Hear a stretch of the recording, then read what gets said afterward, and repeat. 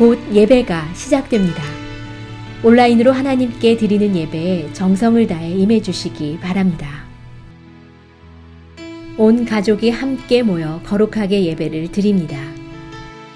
부모가 아이들의 훌륭한 영적 교사 역할을 하시길 바랍니다.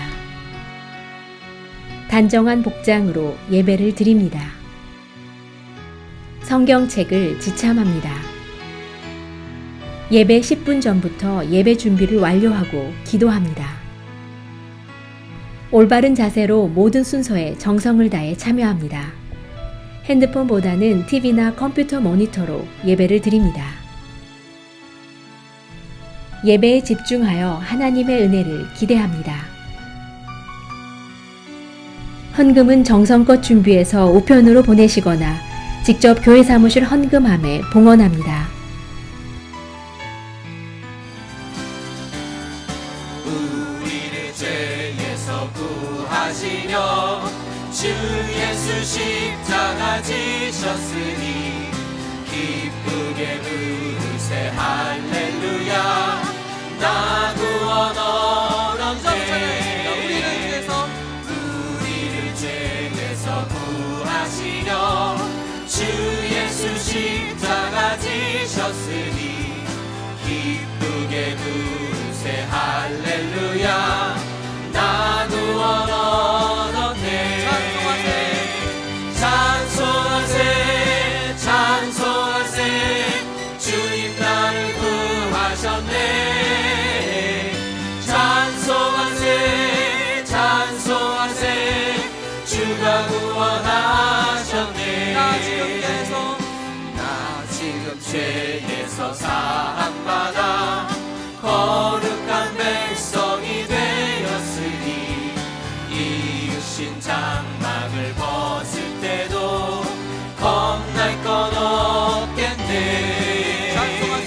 찬송하세 찬송하세 주님 나를 구하셨네.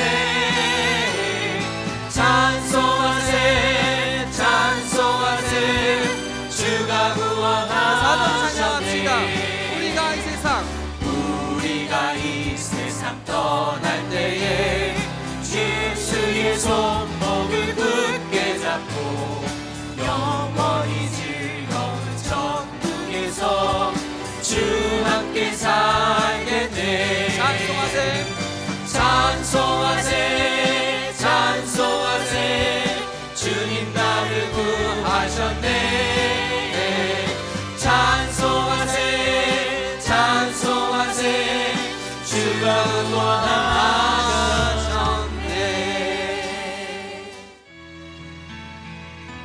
사랑과 은혜가 충만하신 아버지 하나님, 오늘도 저희에게 새 날을 허락하여 주시고 각자의 처소에서 예배와 기도로 하루를 열 수 있게 인도하여 주셔서 감사드립니다. 비록 저희가 예배당에 모여서 아버지를 찬송하고 예배드리지 못하지만 어느 곳에 있든지 주님께서 주신 매 순간순간을 예배자로 살아가게 저희의 삶을 인도하여 주시고 저희의 삶의 예배를 받아주세요. 사랑하는 아버지 하나님, 요즘 저희가 코로나 바이러스로 인해서 이전에는 경험해보지 못한 일들을 저희 삶 속에서 겪고 있습니다. 많이 불편하고 당황스럽고 왜 이러한 어려운 과정을 저희에게 주셨는지 아버지께 원망할 때가 있곤 했습니다.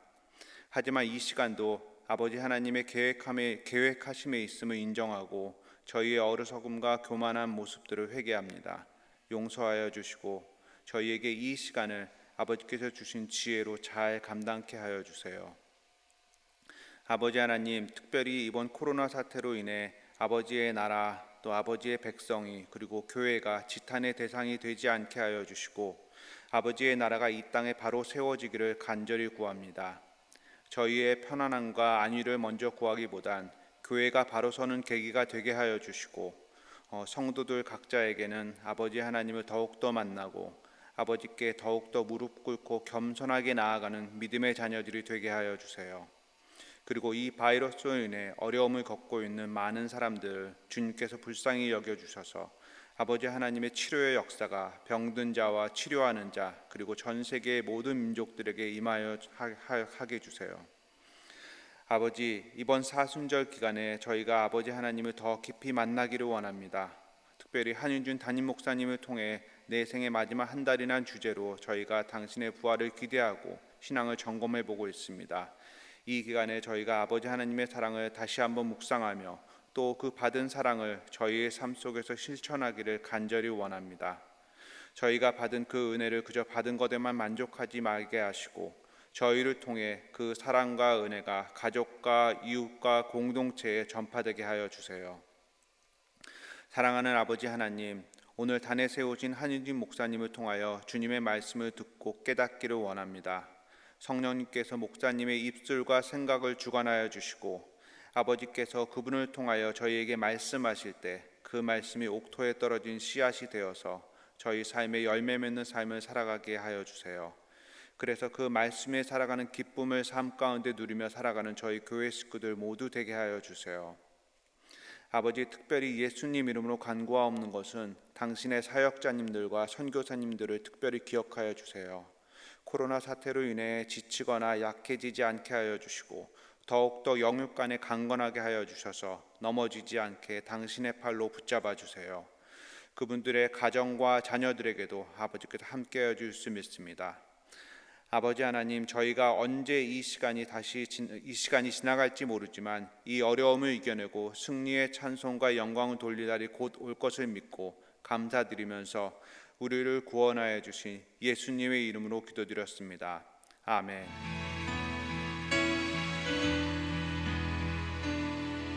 오늘 우리에게 주신 하나님의 말씀은 마태복음 9장 14절에서 17절의 말씀입니다. 함께 봉독하시겠습니다.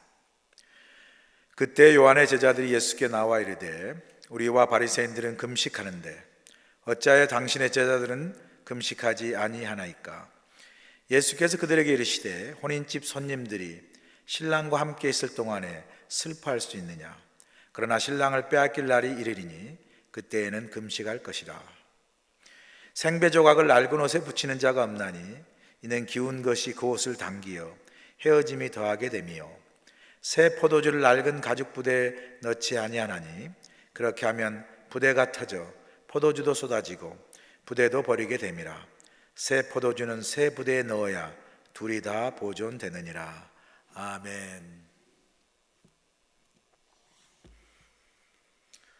우리는 주님의 십자가의 고난과 죽음을 묵상하는 사순절 절기를 맞이해서 내 생의 마지막 한 달이라는 특별 주제를 가지고 영성 훈련을 함께 해왔습니다.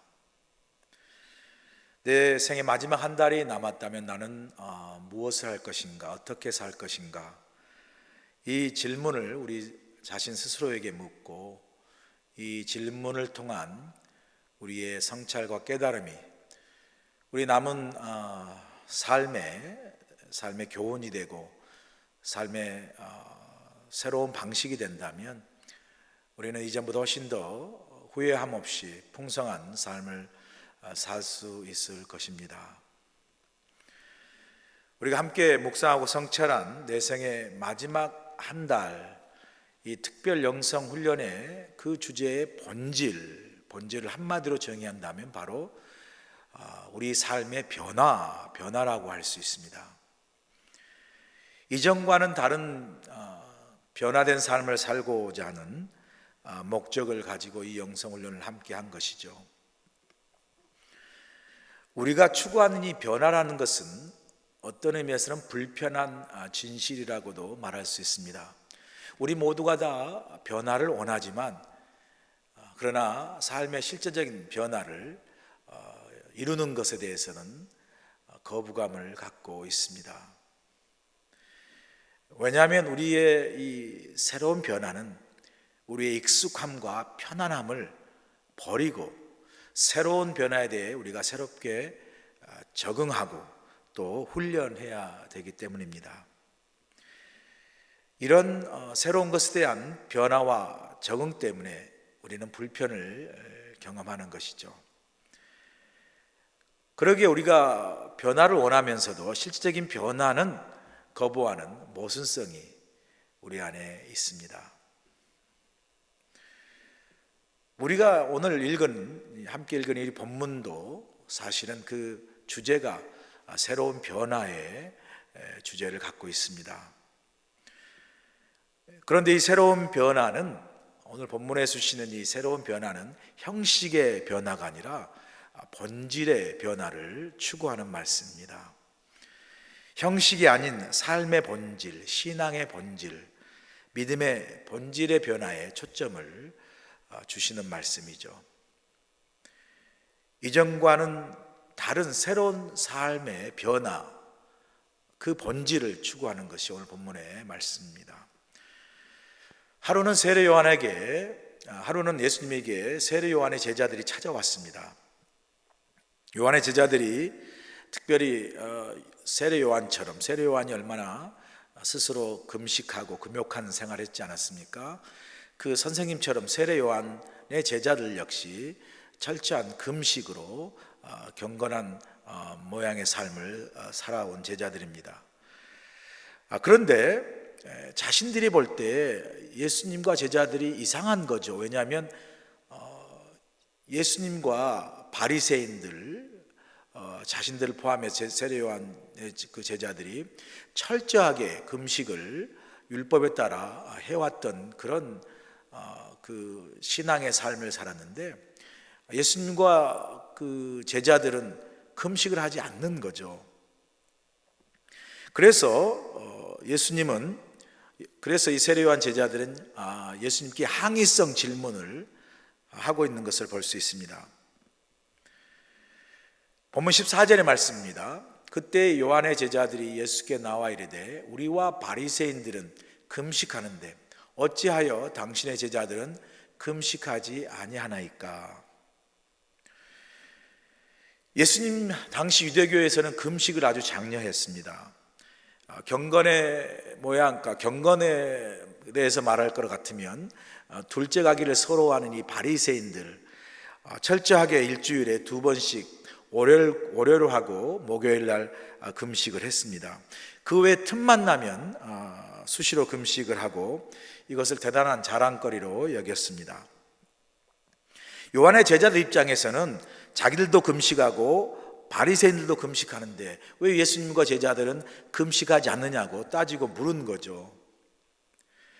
그 물음 안에는 자기들이 이렇게 잘하고 있는데 왜 예수님의 제자들이 이렇게 잘 못하고 있습니까? 라고 그렇게 판단하고 비판하는 그 의도가 깔려 있는 거죠. 예수님이 이런 세례 요한의 제자들의 잘못된 신앙과 잘못된 그 믿음의 태도를 바로잡기 위해서 오늘 본문에서, 짧은 본문이죠. 그럼에도 불구하고 이 짧은 본문 속에서 3가지 비유를 통해서 교훈해 주십니다. 이 3가지 비유를 통해서 예수님은 우리가 변해야 될 것이 무엇이고 또 우리가 새롭게 해야 할 것들이 무엇인지를 잘 가르쳐 주고 있습니다. 예수님이 주신 첫 번째 비유가 뭐죠? 바로 혼인집 손님의 비유입니다. 본문 15절 보세요. 예수께서 그들에게 이르시되 혼인집 손님들이 신랑과 함께 있을 동안에 슬퍼할 수 있느냐? 그러나 신랑을 빼앗길 날이 이르리니 그때에는 금식할 것이니라 말씀하시죠. 여기서 혼인집 손님이란 그 신랑의 결혼회식을 돕기 위해서 온 신랑의 친구들을 말합니다. 유대인들은 결혼할 때 일주일 동안 결혼식을 합니다. 그리고 마지막 날에 신랑이 신부를 데려가기 위해서 신부집의 친구들과 함께 오는 것이죠. 그 동행한 친구들이 이제 함께 그 신부집에, 그 잔치집에 왔을 때 그 신랑 친구들이 그 신랑과 그 신부, 그 모든 혼인잔치집에 함께 즐거워하는 것이 마땅한 것이지, 그 친구 혼인집에 와서 그 즐거운 날에 금식을 한다든가 슬퍼하면 되겠느냐라고 주님께서 말씀하시는 거죠. 사실은 당시 혼인잔치 동안에는 금식일이 끼어 있어도 금식을 하지 않았습니다. 이 비유에서 혼인집 신랑은 바로 예수님을 의미하시는 거죠. 그리고 손님들은 예수님의 제자들을 가리키는 겁니다. 지금 제자들이 예수님과 함께 있으니 혼인집에 신랑과 함께 있는 것 같이 슬퍼할 필요가 없다는 거죠. 금식할 필요가 없다는 거죠. 왜냐하면 후에 신랑을 빼앗길 날이 올 때, 그때에는 금식하며 슬퍼할 때가 오겠지만, 지금은 그 혼인집 신랑 되신 예수님과 그 친구들이, 제자로 표현된 이 제자들이 함께 있으므로 지금은 함께 즐거워하고 기뻐하는 그런 때임을 예수님께서 말씀해 주시는 거죠. 세례 요한의 제자들이 그 율법에 따른 금식을 가지고 비판하고 정죄하는 그 오류를 예수님께서 혼인집 손님의 비유를 통해서 말씀해 주십니다. 스티븐 코비가 쓴 성공하는 사람의 7가지 습관이라는 책에서 나온 예화입니다. 어느 날 스티븐 커비가 뉴욕의 지하철을 타고 가는데 아주 지하철 안에서 시끄럽게 구는 두 아이들이 있었습니다. 그런데 그 아이들의 아버지로 보이는 그분은 그 지하철 안에 앉아서 고개를 푹 숙이면서 전혀 아이들의 그 시끄러운 소란에 마음을 쓰지 않는 듯 그렇게 고개를 푹 숙이고 눈을 감고 가는 것이죠. 아이들의 시끄러운 소리에 바더를 많이 받고 참다 못해 스티븐 코비가 그 아버지에게 이제 말을 총명스럽게 건네는 거죠. 여보세요, 모두 함께 타는 이 조용한 지하철에 아이들이 저렇게 그 시끄럽게 하는데 좀 어떻게 해보세요. 좀 조용히 시켜주세요. 그렇게 이야기를 한 거죠. 그제서야 그 고개를 푹 숙이고 눈만 감고 가던 그 남자 아버지가 깜짝 놀라서 스티븐 코비를 쳐다보면서 이야기를 합니다. 정말 죄송합니다. 이런 줄 몰랐습니다. 아이들이 떠드는 줄 몰랐습니다. 그러면서 그 남자가 눈물을 글썽이면서 이렇게 계속 말하는 겁니다. 하지만 저는 지금 무엇을 어떻게 해야 할지 모르겠습니다. 1시간 전에 저 아이들의 엄마가 수술실에서 사망을 했거든요. 저도 아이들도 어찌할 줄을 모르겠네요. 소란스럽게 해서 정말 죄송합니다. 그 말을 듣고 미안한 코비에게 그 남자와 아이들은 전혀 다른 모습으로 갑자기 보이기 시작한 거죠. 지금까지 그 남자는 교양 없는 사람처럼, 그렇게 방관하는 사람처럼 보였던 그 남자가 그 잃어버린 아내를 정말 사랑하는 자상한 남편으로 보이기 시작한 거죠. 지금까지 버릇없이 그냥 지하철에서 아무렇게나 떠드는 그 버릇없는 아이들이 갑자기 엄마를 잃은 가엾은 천사처럼 보이는 것이죠. 무엇을 말합니까, 여러분? 눈에 보이는 것만이 진실이 아니라는 거죠. 보이는 것이 전부가 아니라는 겁니다. 우리가 눈에 보이는 것만으로 사람을 평가하고 상황을 판단하다 보니까 우리는 그 속에 감춰진 진실을 놓치기가 쉽습니다. 눈에 보이는 상황보다 그 상황의 깊은 본질을 볼 수 있는 분별력이 있다면 우리는 세상을 훨씬 깊고 넓게 살 수 있습니다. 기쁜 혼인잔치집에서 금식하지 않는 율법을 따지면 정작 혼인잔치집의 기쁨과 행복을 맛보지 못하는 그런 오류를 범하는 거죠. 율법의 금식과 판단의 본질이 아니라 혼인잔치집에서의 본질은 그 혼인을 위하여 기뻐하고 즐거워하는 것, 이게 혼인잔치집의 본질이라는 거죠. 우리는 많은 경우 우리 눈에 보이는 상황만 판단하다 보면 그 상황 속에 감춰진 본질을 놓침으로 정말 우리가 가져야 할 이 기쁨, 이 즐거움, 오늘 혼인잔치 비유를 통해서 말씀하신 이것을 삶 가운데 놓칠 수 있다는 거죠. 우리가 이 혼인잔치집의 혼인집의 손님의 비유를 통해서 우리가 새로운 삶을 살기 위해서 우리가 정말 새롭게 배워야 할 게 뭐죠, 여러분? 그 교훈은 바로 세례요한의 제자처럼 자기들 기준으로 판단하여 남을 함부로 판단하고 비판하고 정죄하지 말라는 거죠. 모든 것을 자기 기준으로 자기 중심적으로 판단하다 보면 그런 나의 판단이 때로는 그게 나의 선입견이 되고 나의 고정관념이 되고 나의 편견이 될 수 있다는 겁니다. 어떤 상황에 대한 충분한 이해나 고려 없이 자기 기준으로 판단할 때 우리는 각자 신앙을 스스로 저해할 뿐만 아니라 남을 판단을 한다는 잘못을 우리가 범할 수 있습니다.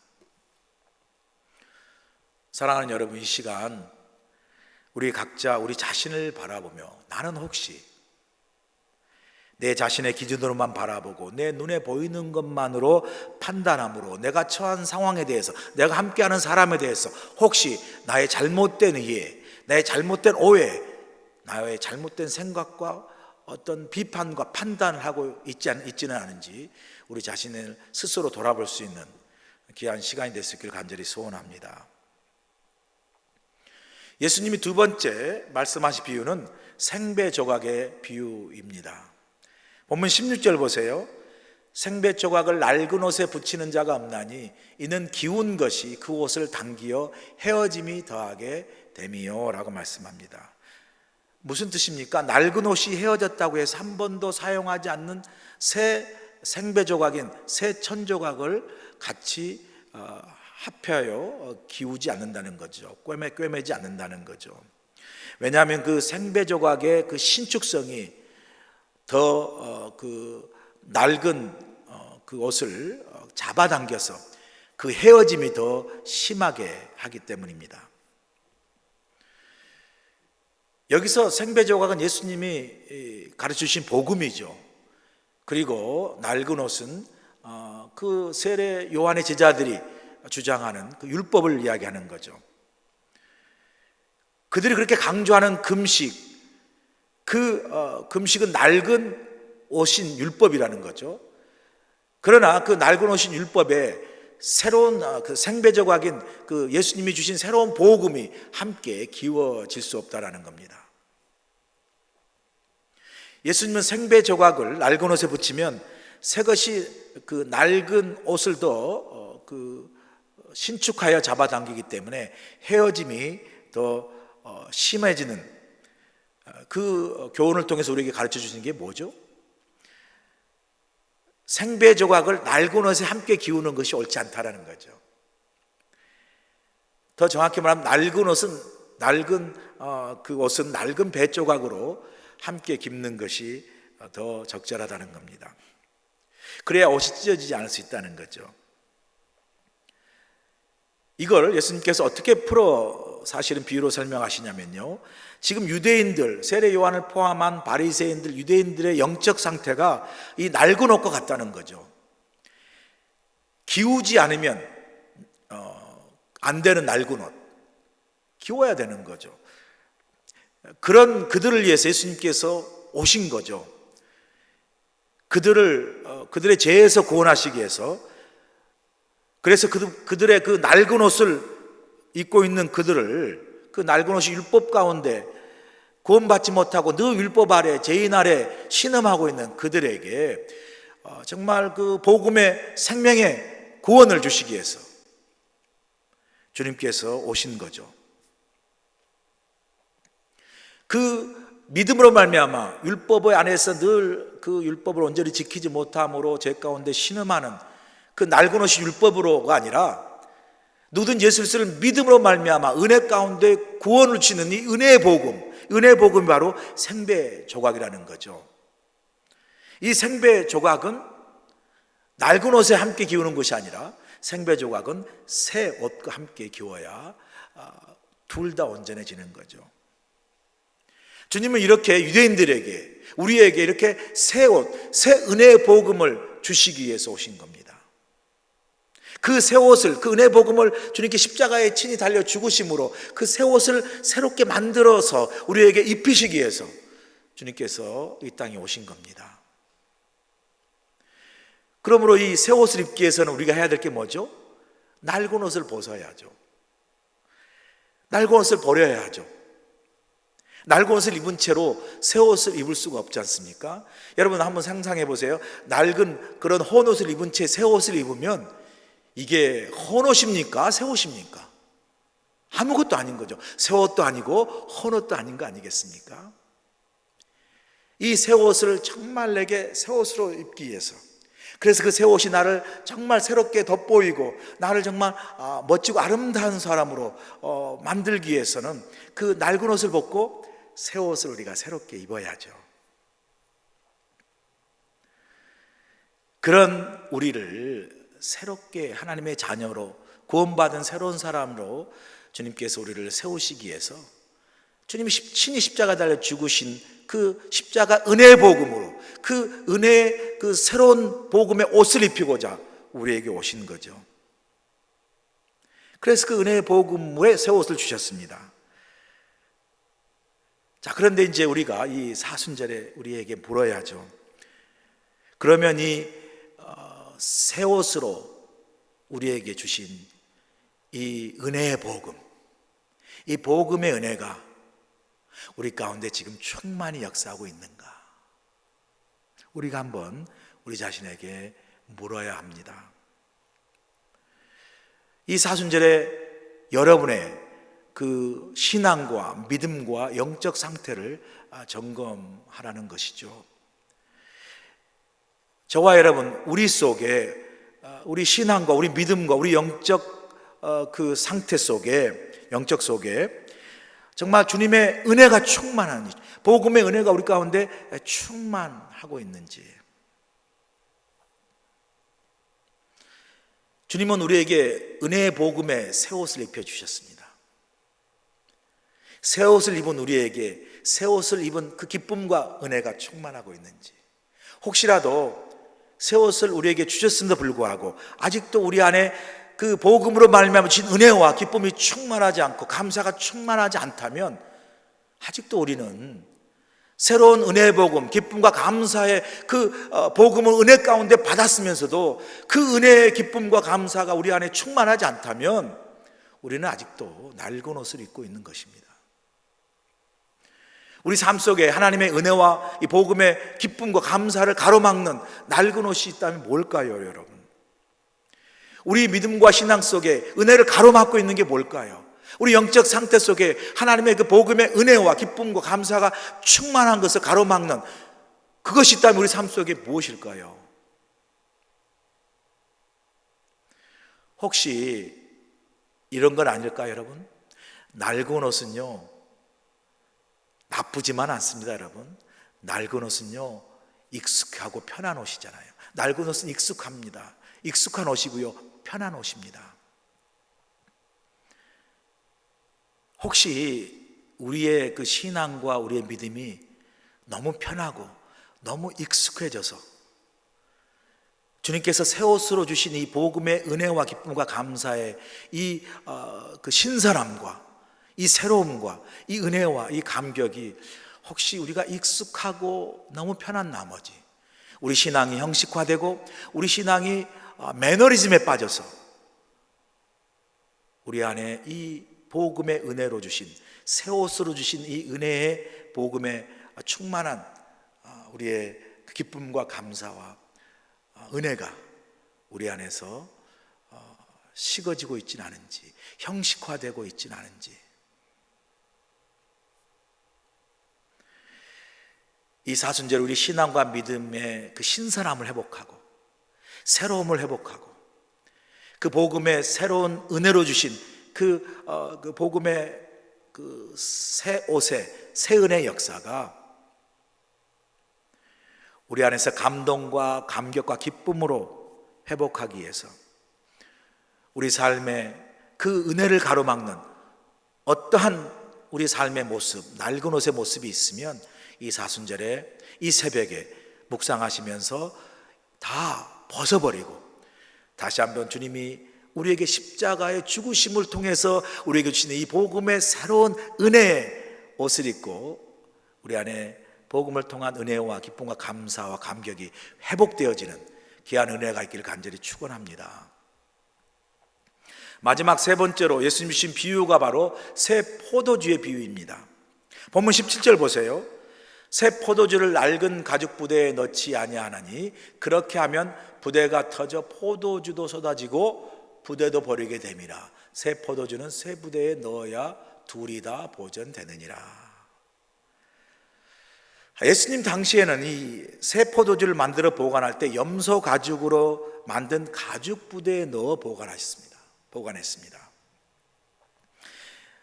이 새 포도주의 특징은 아직도 발효하는 단계에 있기 때문에 이 가죽 부대에 이제 그 새 포도주를 넣으면 발효하는 과정에서 이산화탄소가스가 나오는 거죠. 그 가스가 이제 발효하는 가운데서 팽창하게 되면 나오면 가죽이 이제 늘어나는 거죠. 새 가죽 부대는 이 신축성과 유연성이 있기 때문에 그 새 포도주의 그 팽창성을 충분히 유지할 수 있습니다. 흡수할 수 있지만 오래된 낡은 가죽 부대는 그 새 포도주의 팽창하는 그 팽창력을 감당하지 못해서 터져버리는 거죠. 자, 여기서 예수님께서 그 비유로 말씀하신 새 포도주는 예수님 자신이시죠. 예수님이 전파하신 예수 그리스도의 복음을 의미하는 겁니다. 그리고 가죽 부대는 우리가 여러 가지로 적용할 수 있겠지만 우리 자신일 수 있고요, 우리 교회일 수 있습니다. 또 교회 안에서 여러 가지 추구하고 있는 행사나 프로그램이나 전통이나 제도일 수 있죠. 우리가 새 포도주신 예수님과 예수님의 복음을 온전히 담고 우리 가운데 능력으로 역사하기 위해서 중요한 것은 우리가 여러분 이미 짐작하셨겠지만 이 우리의 낡은 가죽 부대를 새 부대로 우리가 바꾸어야죠. 그래서 우리 자신이 새로워지고 우리 교회가 새로워지는 것 중요합니다. 새 부대신 예수님이 내 안에, 우리 교회 안에 능력 가운데 역사하고 또 그 역사가 막히지 않기 위해서 가죽 부대인 우리 자신과 우리 교회가 새롭게 변화될 것이 무엇인가 묵상하는 게 중요하죠. 성찰하는 게 중요합니다.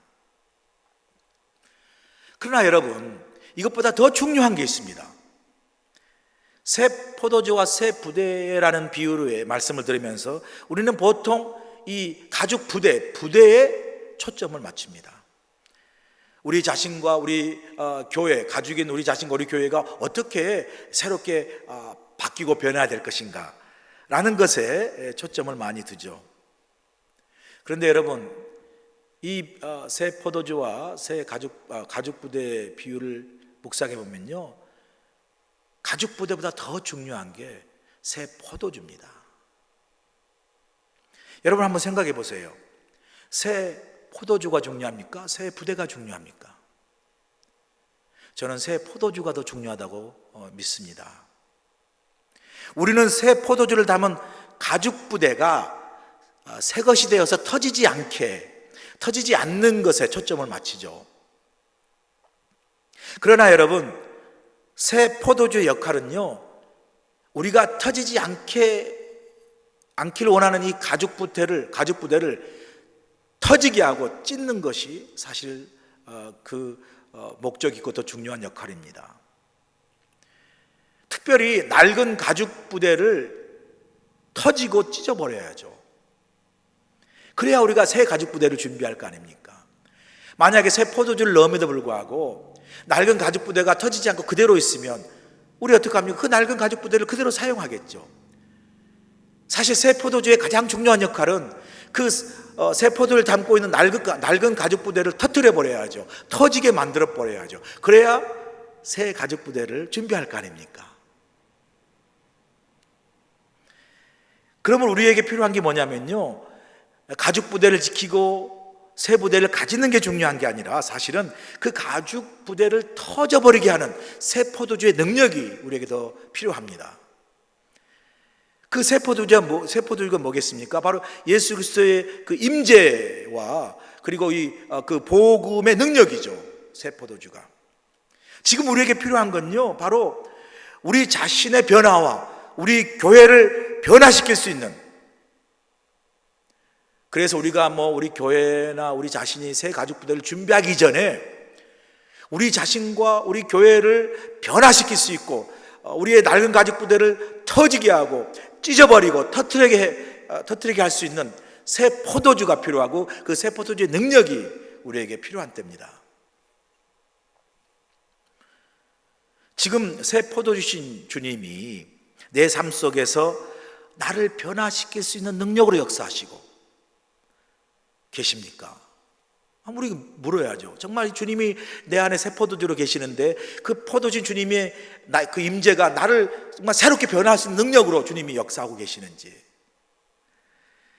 지금 내가 믿고 고백하는 이 예수의 이 복음이 내 안에서 나를 변화시키고 나를 새롭게 하는 그 복음의 능력이 내 안에서 역사하고 있는지 우리 스스로에게 물어야 할 아주 중요한 물음입니다. 만약에 새 포도 주신 주님이 우리 가운데 계심에도 우리가 아무런 삶의 변화를 경험할 수 없다면 이게 가죽의 문제, 부대의 문제입니까? 포도주의 문제입니까? 저는 새 포도주의 문제라고 생각합니다. 포도주 자체의 문제는 아니지만 더 이상 새 포도주의 맛과 그 가죽을 터뜨리게 할 만한 능력이 상실된 거죠. 주님이 우리 가운데 계심에도 불구하고 주님이 우리 가운데 우리를 변화시키는 능력으로 역사하지 않는 겁니다. 복음이 우리 가운데 은혜로 우리가 복음을 받았는데도 불구하고 그 복음의 능력이 우리를 변화시키고 우리 교회를 변화시키는 그 능력으로 역사하고 있지 못하다는 것을 의미하는 거죠.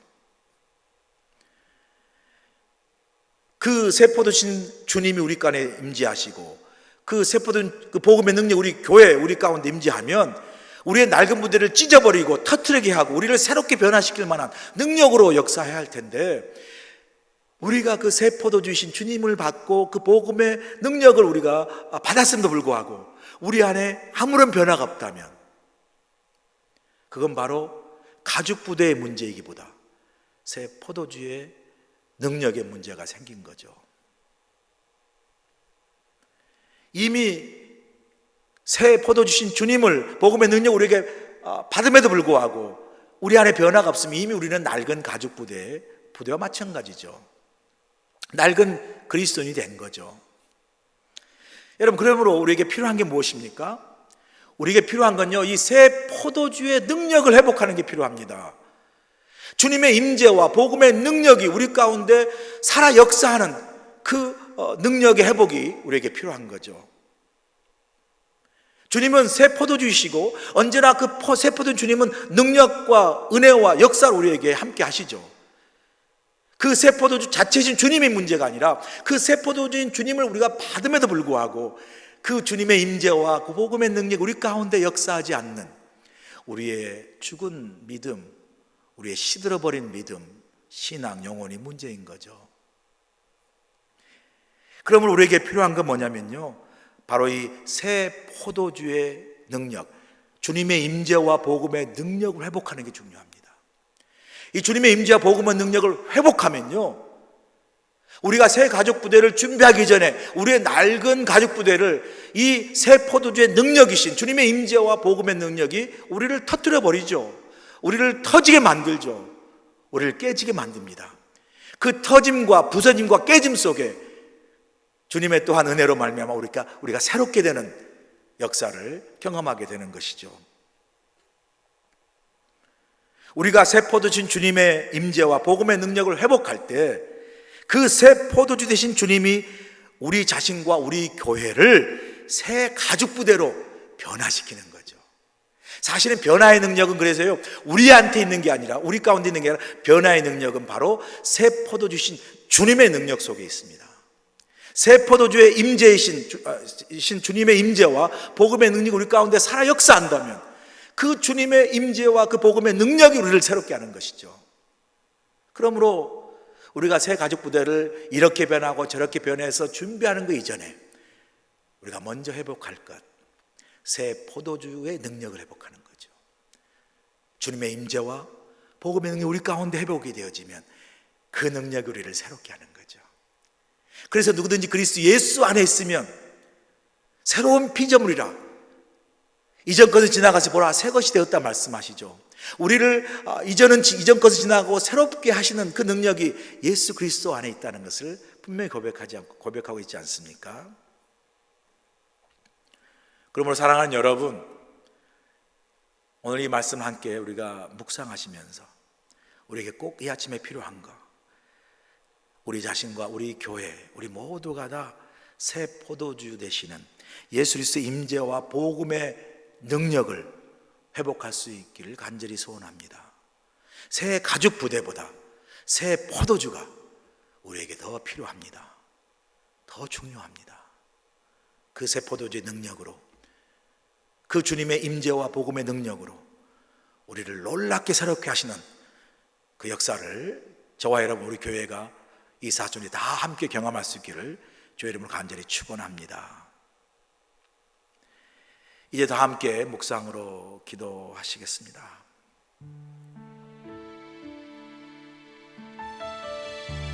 이 시간 우리 각자가 우리 자신을 바라보며, 나는 혹시 내 자신의 기준으로만 사람을 바라보고 내 눈으로 보이는 것만으로 상황을 판단함으로 혹시 내가 처한 상황에 대해, 내가 함께하는 사람들에 대해 잘못된 생각이나 오해나 비판이나 미움의 마음을 갖고 있지는 않습니까? 하나님, 참 우리 여러분 삶 속에 하나님의 은혜를 가로막는 낡은 옷이 있다면 무엇입니까? 복음의 새로운 은혜로 새 옷을 지어 입히심에도 불구하고 아직도 버리지 못한 낡은 옷으로 말미암아 복음의 새로운 은혜의 역사가 우리 가운데 충만케 되지 못한 우리의 삶의 모습이 있다면 무엇일까요? 지금 새 포도주인 주님이 내 삶 속에 나를 변화시킬 만큼의 능력으로 역사하시고, 지금 내가 믿고 고백하는 이 예수 그리스도의 복음의 능력이 나 옛사람을 다 터뜨려버리고 터지게 하고 우리 교회를 터뜨리고 터지게 하여 우리와 우리 교회를 새롭게 하시는 새 포도주의 능력과 역사로 주님의 임재와 복음의 능력이 우리 가운데 함께하고 있습니까? 이제 말씀 생각하면서 함께 묵상으로 기도하시겠습니다.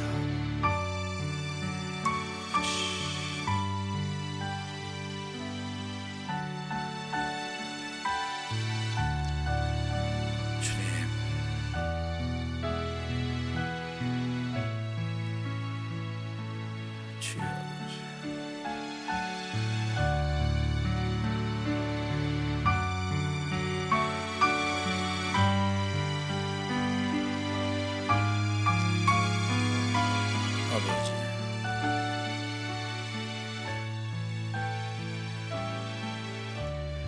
하나님, 이 시간 우리 자신을 바라보게 도와주시고, 혹시 나의 믿음과 신앙의 모습 속에 내 자신의 기준과 내 눈으로만 판단하고 또 생각하고, 그러므로 말미암아 내가 처한 상황과 내가 함께하는 사람들에 대해 잘못된 편견과 잘못된 비판과 잘못된 정죄가 있는지 돌아보게 도와주시고, 하나님, 혹시 나의 신앙이 익숙함과 편안함이 오래 입어 새 옷 맛이 사라진 낡고 헌옷처럼 내 신앙과 믿음도 너무 익숙하고 편안해서 그 신선함도 잃어가고 첫사랑도 잃어가고 은혜의 감격과 감동도 무디어지고 우리의 신앙이 형식화되고 매너리즘에 빠지고 있지는 않은지 우리의 믿음과 신앙을 돌아보게 도와주시고, 주여, 우리 가운데 우리 믿음의 신선함과 새로움과 은혜의 충만함과 감동과 감격을 이 시간 회복시켜 주시옵소서. 복음의 은혜의 새 옷을 입게 하여 주시옵소서. 하나님, 새 포도주 능력 우리 가운데 회복시켜 주시옵소서. 새 포도주 주님의 임재와 복음의 능력 우리 가운데 회복시켜 주셔서 주님이 내 안에 함께 계시는 그 임재하심이 나를 변화시키는 능력이 되게 하시고, 우리가 믿고 고백하는 이 복음의 능력이 나와 우리 교회를, 세상을 변화시킬 수 있는 능력으로 역사하는 새 포도주의 능력을 회복하는 우리의 신앙, 우리의 믿음, 우리 교회가 되도록 하나님 도와주시옵소서.